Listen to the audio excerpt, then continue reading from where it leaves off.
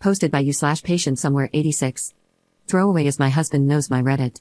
I, 34F, have been with Ken, not his real name, 37M, since I was 16. We met in school, as he was my brother's friend. We have been married for 10 years, have a 2-year-old son, and one on the way. Ken has always been my person, the one I can't picture life without, and I honestly can't remember not loving him. I grew up with him, he's my everything. Unfortunately, Ken has this issue where he takes on everyone else's feelings deeply. I'm not saying it's a bad thing, but recently his best friend of 20 years found out that his wife has been cheating on him, and none of their children are his. Obviously, his friend is devastated and is staying in our guest room. He's a nice guy, life just has him down right now. He's started the process of divorce. The more time Ken spends with his friend, the more depressed and distant he's become.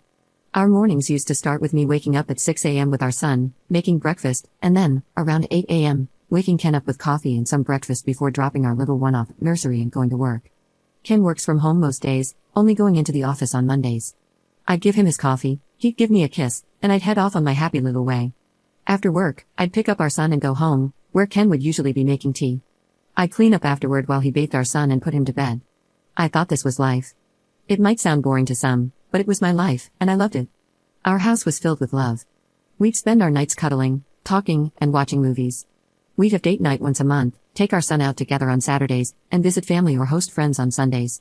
You get the picture, I'm rambling, sorry. Anyway, for the past month, things have been changing. Ken is more depressed. I make him coffee in the morning and just get a mumbled thanks. I come home from work, and he and his friend are in the living room watching sports. Now, I'm the one making tea and bathing our son. Neither of them will barely talk to me. We don't go out on weekends together anymore. I feel like a single parent. I've tried talking to Ken about it, but I only get one-word answers.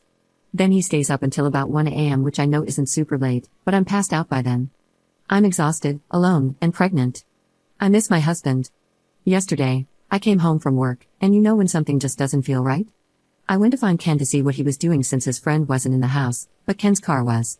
He was in his office looking up DNA kits for our son. I asked him why, and his response was, well, I just want to make sure all the kids are mine before I continue looking after them, as I'm not free childcare. This broke me. When I say I'm devastated, it's an understatement. If he thinks I've cheated on him, then surely the trust is gone. Is there any going back? Am I just being pregnant and hormonal? Would I be extreme for considering divorce? I could put the papers in an envelope with the results of the DNA test. I think I'm going to go cry in bed now. I had to take the day off work because I feel like I've just been gut punched. Update 11 hours later. Hello Reddit. Well, after my post earlier this afternoon, I cried and then read all your lovely comments. I couldn't be more grateful. I think posting about it here really helps for some reason. It's weird how telling complete strangers that I'm struggling with life seems to help. So, after my pity party, which couldn't last long due to being a parent, I called my stepmom and dad. My mom died when I was 10. They are coming to stay with me on Friday. Crying on the phone helped, although I'm not really sure they could truly understand a word of what I was saying. I've spoken to Ken, well, more like spoke at Ken, telling him that his friend has until Thursday to leave. I'm not a monster and can't just tell him to leave at the drop of a hat. I've also told Ken he needs to leave too. While yes, I could go to my dad's house, I don't want to disrupt my little one more than necessary, and all the things for my baby are here too. Especially since I'm 8 months along, it just seems stupid for me to be the one to leave. I've made it a point not to emphasize that it's my house either. I'm trying to be calm and sensible. I'm not 100% sure Ken listened, but I did message his sister, who is a force to be reckoned with, and she said she will make sure he's gone by Thursday night. The things I've told Ken I want include, yes, he can have the DNA test, but I'll be damned if I'm the one to organize it. He can also have one for the baby, as I have nothing to hide. I know some people have questioned why I'm so against it. Let me make something clear, I would never cheat because, as I said in my last post, Ken is, or was, I don't know, my person. He's the only man I've ever been with, so that isn't a concern of mine. I'm just hurt that he wants one because it clearly means he doesn't trust me. So, what do I want? I want him to have the DNA tests, mainly so I can make him eat the results, not literally, I'm just venting. I'm also going to suggest couples therapy. I already see a therapist due to losing my mom and my little sister in a car crash when I was younger. I want to suggest that he sees one alone, but you can lead a horse to water, and you can't make him drink. I don't want to force him to do anything he doesn't want to do. I want him to maintain contact with our son. Yes, he doesn't believe he's the father right now, but that's no reason to neglect him. He is his son, and I don't want to upset my little one. Yeah, he's only 2, but still, he deserves all the love from both his parents. He's done nothing wrong. And then, of course, the same goes for this baby when she comes along. I'm still not sure about the state of my marriage, but even if divorce ends up being the outcome, I need to be able to get through to him so he can be the father he once was. Am I going insane? Do I sound insane? I don't know why writing here helps so much. Thanks, Reddit. Second update 6 days later. Hello again. I don't know how to update posts, so I just had to make another one. Following my 2 other posts, I will answer some questions. Yes, it is my house. It was left to me when my mum died. I have lived here all my life.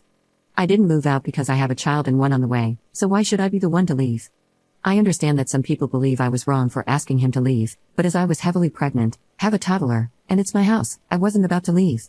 Yes, he could have stayed, but have you tried living with someone who just wants to argue or not talk at all? I'd prefer my child not to live in that environment, thank you. At the end of the day, I'm a mother first and a wife second. If you think that's harsh, then I don't know what to tell you. My children come first, period. Well, Ken's friend did leave the day I told him he had until Thursday. He wasn't happy about it and shouted some insults at me, which was amazing, not really. Ken's sister came and picked him up. I wish I could tell you what she said, but she didn't say anything in front of me, she just kept giving Ken death stares. We did get the DNA test for the little one, and Ken is the father, obviously. Ken somehow thinks I intercepted the results, even though I wasn't the one who handled them, so he's clearly lost his mind. My dad came over, and while I was making tea, my waters broke. My little girl is here, she's healthy and happy. She was 9 pounds 8 ounces, so there's no concern about anything with her. I'm now a mum of 2. I'm home now, and Ken has been to see his baby girl. However, since she hasn't had a DNA test, he's disagreeing that she's his because his family doesn't have many girls, yet he has a sister, so I just rolled my eyes. I don't really know where to go from here. Ken is refusing therapy, saying there's nothing wrong with him or his brain. I beg to differ. He wants to get another DNA test for our boy but won't tell me when or where, so I can't interfere.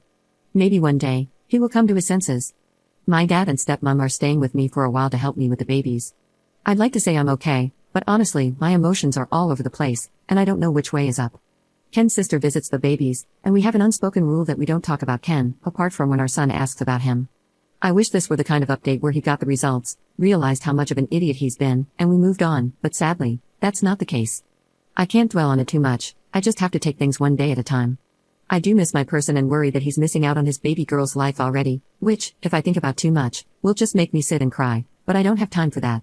As always, thanks for listening to me rant. I might update if anything else happens in my life. Right now, I'm still left wondering if I'm doing the right thing here. Is there anything I could do differently? Why are my kids so hard for him to accept all of a sudden? Third update 10 days later. Hello again, Reddit. Things have been bizarre, but now I have closure. I know what's happened to my marriage. I know what scum Ken really is. He's not my person and never truly was. So now I just want to divorce him, cut my losses, and move on with my life. I'm still at home with my babies, settling into motherhood. My dad and stepmom are still here, but they will be leaving soon once I'm more emotionally stable. To say I'm okay would be a lie, but I now know what I need to do. I have some sort of closure with Ken. I know what happened with him, and I know that it's not my fault. It turns out Ken was having an affair and has a baby on the way. Even typing that makes me want to throw up. I found this out when a visibly pregnant woman knocked on my door and asked me when I would be leaving the house, as it's Ken's house. When I say this confused the crap out of me, I mean it. I talked to this woman for a while to try to work out what she was talking about. It turns out that she's Ken's side piece. Well, technically, in her head, she's his fiancée. A month ago, Ken got down on one knee and proposed to her in my freaking kitchen. Classy, right? So, they have been seeing each other for a while. She's having his baby. She believes I'm the ex-wife who Ken is letting stay in his house until I get on my feet. Apparently, we broke up a few years ago, and none of my kids are Ken's. When I go to work in the mornings, Ken goes to her house and works from there. They were waiting for marriage to move in together. How are you trying to marry someone when you are already married? Freaking weirdo? I asked for proof of all this. She has pictures of them together. Apparently, she has an OF account where they make content together. I wanted to vomit. I told her we are still married and explained everything to her. I'm not sure what she's going to do. But hey, not my circus, not my monkey. Now, I want a divorce. Is it true that once you talk to a solicitor about divorce, they can't represent the person you're divorcing? I want to go around our town and meet with as many solicitors as possible since the first hour is free, so that he has a very hard time getting representation. Is that too petty? The house is in my name only and is protected, so there's no way he can take it. I have all my money, and we do have a joint account, but that's just what we put our share of household bills in. I haven't spoken directly with Ken. His family has completely cut him off, and he's been kicked out of his sister's house. To all those people who were concerned about him having a tumor or something wrong with his brain, I really don't think that's the case. I think his actions just caught up to him, as his lies were going to come out once his baby was born. I think that's what happened.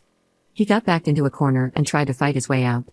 Through the divorce process, I will get the court to do DNA testing so he has proof for both. Even if he chooses not to believe it. I'm mentally exhausted from all of this and am left wondering how I didn't notice. Might have to go for an eye test. But honestly, would I be so wrong for just making his life as difficult as possible when it comes to getting legal advice, or is that too far? I want him to suffer. Fourth update 1 year later. Well, hello there again, Reddit. I'm okay. I totally just forgot about my ramblings on here, lol. I'm doing okay. I'm officially divorced from Ken. It took a long time to get to this part of my life, and at some points, I actually felt like I was drowning. Both of my kids had DNA tests through the courts, and they are Ken's. He still doesn't believe it. Not my problem though. Ken is now in prison for domestic abuse. I'm not 100% sure about the details because I wasn't involved. It was his side piece. I'd love to say that I don't ever break down in tears and that I'm completely over it, but I'm not. I've now gone back to work though, after my maternity leave ended. I got a promotion and now I'm used to living with just the three of us. My kids keep me going, and I'm so proud of them. They visit their grandparents and their dad's side of the family, who have been so lovely and supportive. His sister is still amazing. I don't really know what else to say. I'm okay. I'm divorced, and my children are thriving. I can't thank Ken for a lot of things, but I'm grateful for my children.